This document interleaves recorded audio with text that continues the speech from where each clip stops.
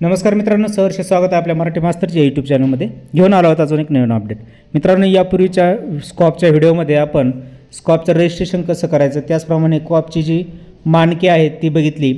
पहिली 1 ते 5 मानके आपण यापूर्वीच्या व्हिडिओमध्ये बघितलेली आहे. तो व्हिडिओसुद्धा तुम्हाला डिस्क्रिप्शनमध्ये मिळून जाईल. आजच्या व्हिडिओमध्ये आपण 6 ते 12 पर्यंतचे जे मानके आहेत ते कुठले आहे आणि त्याच्यासाठी कुठले पुरावे आपल्याला वापरावे लागणार आहे हे अगदी सोप्या पद्धतीने बघणार आहोत. चला तर मग व्हिडिओ सुरू करूया. व्हिडिओ आवडला तर शेवटपर्यंत नक्की बघा आणि लाईक, शेअर आणि सबस्क्राईब करायला विसरू नका. 6वं मानक आहे, शाळा सर्व वर्गासाठी निर्धारित केलेल्या क्षमता आणि अध्ययन निष्पत्तींचा अवलंब करत आहे. याच्यामध्ये जर आपली शाळा पहिल्या स्तरावर असेल, सर्व वर्गांसाठी निर्धारित केलेल्या क्षमता आणि अध्ययन निष्पत्ती वर्गात प्रदर्शित केल्या जातात. यासाठी पुरावा म्हणून आपण सर्व वर्गामध्ये ज्या अध्ययन निष्पत्तीचे गुणधर्म तक्ते लावलेले आहेत ते आपण वापरू शकतो.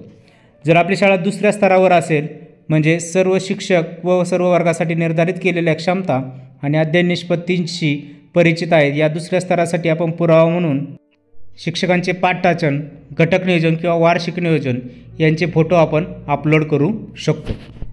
स्तर 3 मध्ये जर आपली शाळा असेल तर प्रत्येक शिक्षकाला अध्ययन निष्पत्तीनुसार पाठ नियोजन करण्यास आणि अंमलबजावणी करण्यासाठी मार्गदर्शन मिळते. या स्तरावर आपल्याला शिक्षकांचे पाठ नियोजन, घटक नियोजन, वार्षिक नियोजन, मुख्याध्यापकांनी केलेल्या निरीक्षण नोंदी आणि मुख्याध्यापकांचे लॉगबुक याचे फोटो आपण इथे PDF स्वरूपामध्ये अपलोड करू शकतो. 4था स्तर आहे, शाळा अध्ययन निष्पत्तीमधील प्रगतीचा वेळोवेळी आढावा घेऊन मागे घेतल्या असलेल्या विद्यार्थ्यांसाठी कृती कार्यक्रमाची आखणी करते. या 4थ्या स्तरासाठी, प्रवीण स्तरासाठी आपण पुरावा म्हणून अशा विद्यार्थ्यांसाठी आखलेले कृती कार्यक्रम यांची PDF किंवा फोटो आपण इथे ड्राईव्हवर अपलोड करू शकतो. अशा प्रकारे 6वं मानक पूर्ण झालेलं आहे. आता आपण बघणार आहोत 7व्या मानकासाठी आपल्याला कुठले पुरावे जोडायचे आहेत ते. 7वं मानक आहे, मानक क्रमांक 7, शाळा अध्ययन अध्यापन अनुभूतीची गुणवत्ता वाढवण्यासाठी तंत्रज्ञानाचा म्हणजे ICTचा वापर करते. तर याच्यामध्ये आपल्या पहिला स्तर आहे, शाळा अध्ययन अध्यापन अनुभूतीची गुणवत्ता वाढवण्यासाठी आठवड्यातून एकदा तंत्रज्ञानाचा वापर करते.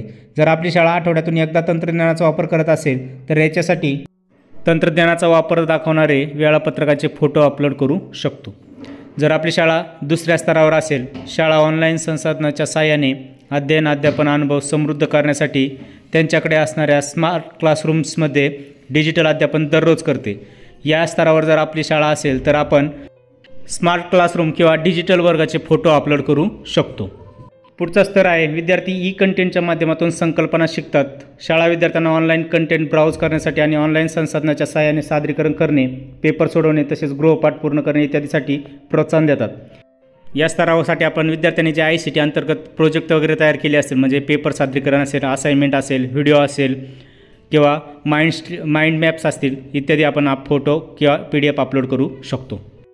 विद्यार्थी त्यांच्या अध्ययन कक्षावृद्धीसाठी आणि आकलनात्मक संकल्पनांचे सादरीकरण करण्यासाठी माहितीपत्रके, पोर्टफोलिओ, दस्तऐवज, पेपर, लेख, जर्नल्स, चित्रपट, ग्राफिक्स इत्यादी स्वरूपात अध्ययन क्षमता वाढवण्यासाठी तंत्रज्ञानाचा वापर करतात.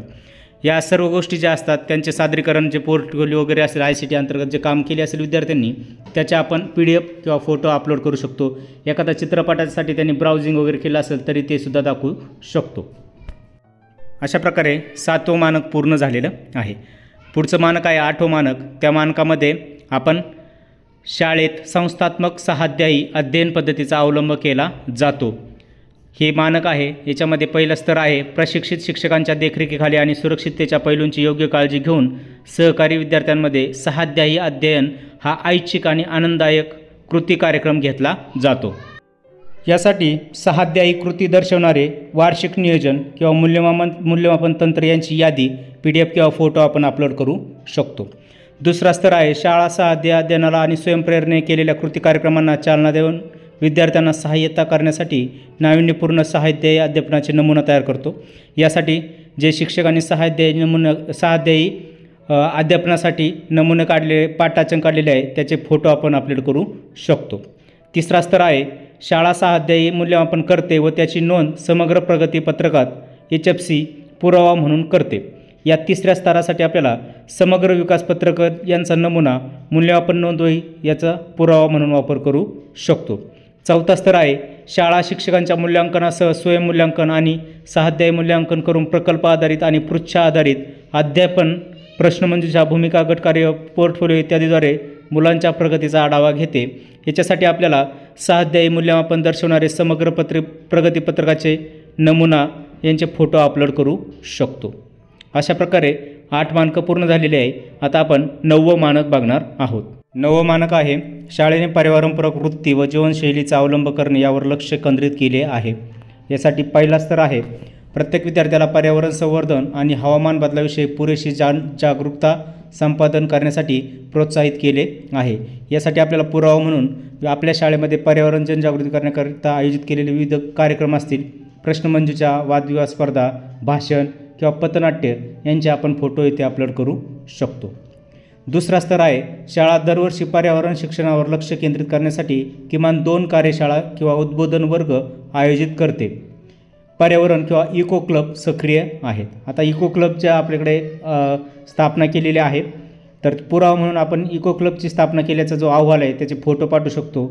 तसेच इको क्लबची संख्या दाखवणारी जे विद्यार्थी आहे त्यांचे फोटोसुद्धा आपण काढून PDF स्वरूपामध्ये अपलोड करू शकतो। तिसरा स्तर आहे शाळा किमान 3-4 पर्यावरण संवर्धन विषयक कार्यशाळा व उद्बोधन वर्गाचे आयोजन करते। याच्यासाठी आपण विद्यार्थ्यांसाठी घेतलेल्या ज्या कार्यशाळा आहेत त्या कार्यशाळा म्हणजे पर्यावरणासंदर्भातले त्याचे फोटो आणि अहवाल लेखनाचे फोटो अपलोड करू शकतो। चौथा स्तर आहे शाळा विद्यार्थ्यांच्या मनोवृत्तीत परिवर्तन करते आणि पर्यावरणपूरक जीवनशैली अंगीकारते। याच्यासाठी आपण जलसंधारण किंवा मृदा संवर्धनचे फोटो जे शाळेमध्ये किंवा आपण गावामध्ये आयोजले असतील शाळेतर्फे त्याचे इथं आपण फोटो अपलोड करू शकतो। त्याचप्रमाणे आपण शाळेमध्ये कचरा व्यवस्थापनाचा जो उपक्रम राबवलेला आहे त्याची यादी आणि त्याचे फोटो आपण अपलोड करू शकतो। अशा प्रकारे 9वं मानक इथं आपलं पूर्ण झालेलं आहे। मित्रांनो, मानक क्रमांक 10 ते 16 क्रमांकाचे मानक ही जे आहेत ती 7 मानके जिल्हा परिषद प्राथमिक शाळांसाठी लागू नाही। त्यामुळे आपण ही मानके जी आहे ती लागू नाही म्हणून डायरेक्ट सबमिट करत आहोत।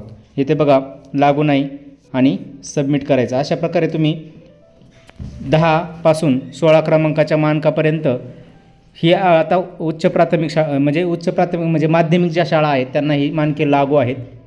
त्यांनी त्यासाठी आवश्यक पुरावे आपल्याला इथे द्यावे लागणार आहे, परंतु जिल्हा परिषद प्राथमिक शाळांसाठी हे मानके लागू नाही आहेत। अशा प्रकारे आजच्या व्हिडिओमध्ये आपण मानक क्रमांक 6 ते मानक क्रमांक 16 ही 11 मानके बघितलेली आहेत। पुढच्या व्हिडिओमध्ये आपण त्यापुढील मानके आणि त्याच्यासाठी आवश्यक पुरावे काय लागणार आहेत हे बघणार आहोत। व्हिडिओ शेवटपर्यंत बघितल्याबद्दल खूप खूप धन्यवाद। आवडला असेल तर लाईक, शेअर आणि सबस्क्राईब करायला विसरू नका चॅनल। पुन्हा भेटूया अशाच पुढच्या मानकांच्या सिरीजमध्ये। तोपर्यंत धन्यवाद मित्रांनो। जय हिंद, वंदे मातरम, जय महाराष्ट्र।